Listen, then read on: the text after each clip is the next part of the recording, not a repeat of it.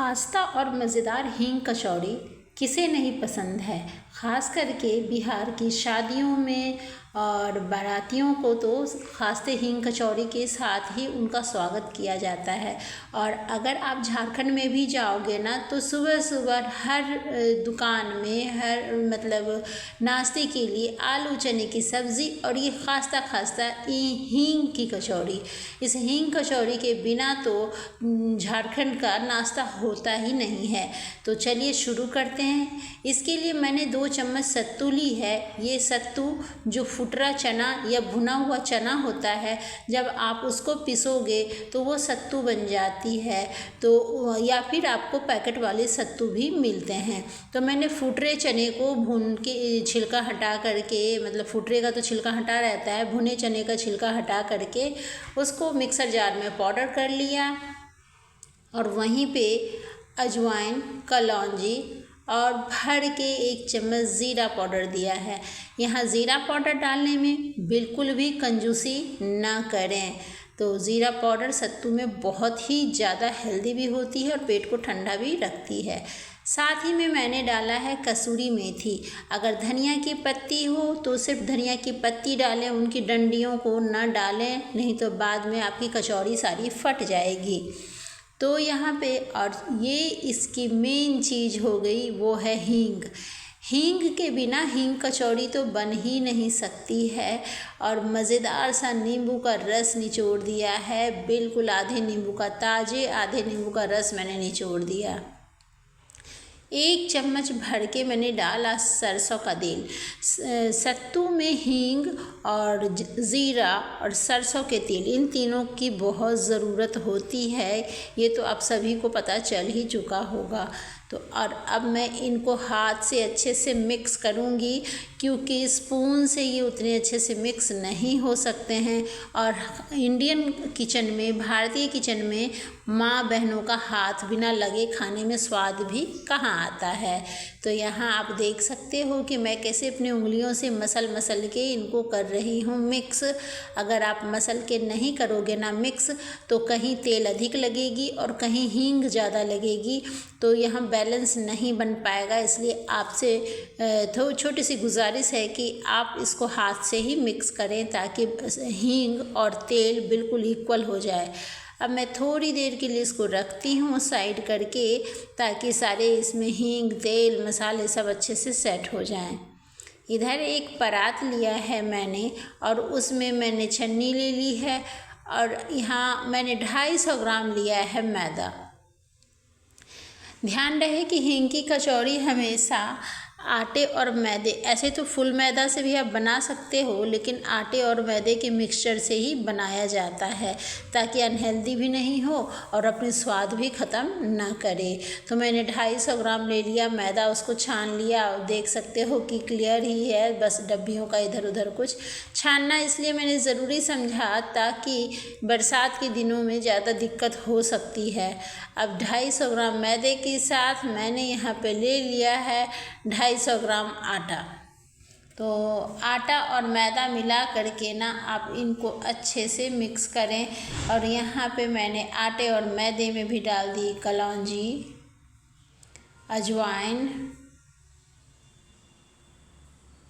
और साथ ही साथ में मैंने यहाँ पे डाल दिया है स्वाद अनुसार नमक। अब यहाँ पे स्वाद अनुसार कहने का मतलब है जितना आटे में ज़रूरत हो उतना ही, क्योंकि सत्तू में तो हमने डाल दी है। इसका आटा बिल्कुल ध्यान से मिक्स करें, ऐसा ना सोचें कि ये क्या दिन काट रहा है, आटा तो मिक्स होना ही है। और उसी में मैंने डाला तेल, रिफ़ाइन ऑयल। आप यहाँ पे थोड़े से मेल्टेड घी का भी या बटर का भी यूज़ कर सकते हैं।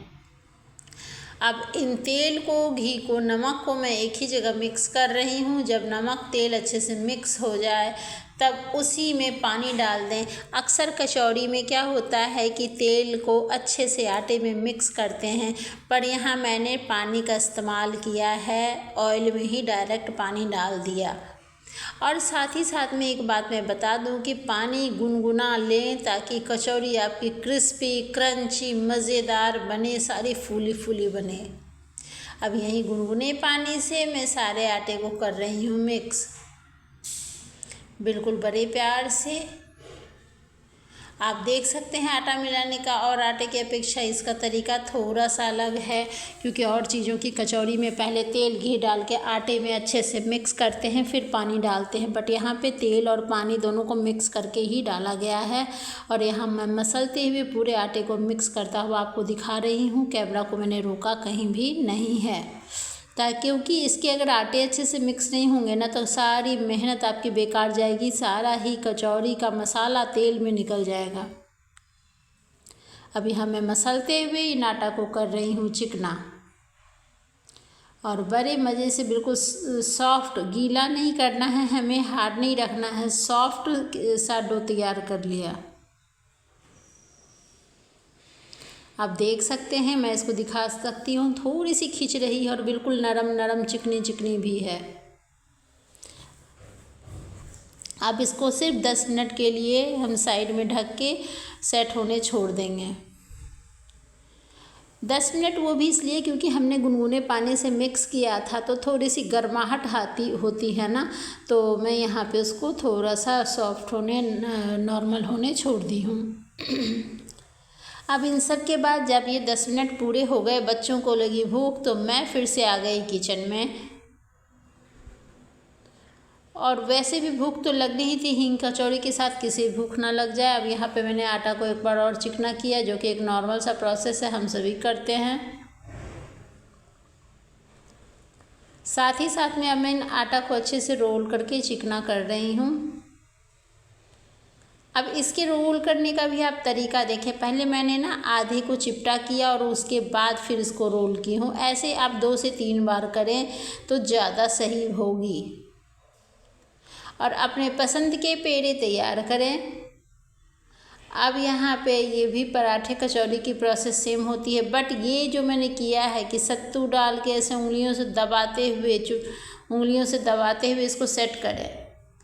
आप सत्तू बिल्कुल थोड़ा थोड़ा दें, नहीं तो आपकी कचौड़ियाँ सारी फट जाएगी। आपने नोटिस किया है कि मैंने इसीलिए थोड़ी सी ही सत्तू ली है, क्योंकि सब में यानी हाफ kg आटा और मैदा में ना ये उतनी सी ही सत्तू काम में आ जाएगी। और इस तरीके से आप फिर से ध्यान दें कि मैंने कितने थोड़ा लिया है, बस आप देख सकते हो इतनी काफ़ी है। और यहाँ पे ये भरने का तरीका बहुत ज़्यादा ध्यान से देखना पड़ेगा। अब ये मैं इस पेड़े को ना पहले साइड से दबाना इसलिए ज़रूरी है ताकि एयर ना हो जाए। अगर एयर होंगे ना तो आप जैसे बेलन लगाओगे ना वो सत्तू फट के आ जाएगी बाहर और सारी कचौड़ी हो जाएगी ख़राब। इधर मैंने तेल गरम होने दे दिया। तेल मीडियम गरम होनी चाहिए, अगर बहुत तेज़ गरम होंगे तो कचौड़ी की कलर ख़राब हो जाएगी और साथ ही साथ में ऑयल भी ज़्यादा पिएगी। यहाँ अलटते पलटते मैं कचौड़ी को कर रही हूँ तैयार। आप देख सकते हो बिना किसी मेहनत के कैसे ये मतलब फॉर्क से भी ये फूल रही है। अब मैंने कितना थोड़ा ऑयल दिया है, क्योंकि फिर यूज़ किया हुआ ऑयल ना फिर रखना मुश्किल होता है, तो मैं हमेशा कढ़ाई में कोशिश करती हूँ थोड़े तेल के साथ ही आप तक अपनी रेसिपी पहुँचाऊँ। और एक पे एक फूली जा रही है, जबकि मेरी कढ़ाई सब्जी वाली है, आप देख सकते हो, यानी गहरी कढ़ाई है। गहरी कढ़ाई में तो सिंगल कचौड़ियाँ भी नहीं फूलती है, और मेरी तो देख लो डबल भी फूल रही है। आप देख सकते हो कि इतनी मज़ेदार रेसिपी अगर कहीं की शान है तो भाई होनी ही चाहिए।